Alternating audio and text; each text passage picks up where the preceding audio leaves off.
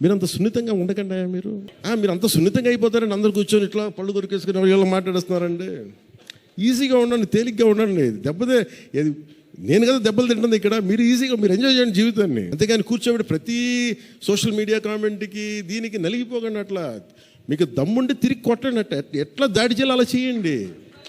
Negative aspects కొట్టి నవ్వలేయండి. ఏంటి Pawan Kalyan, cinema బాగలేదని చెప్తే నీ ఫ్యాన్స్ ని తిరిగి కొట్టమంటావా?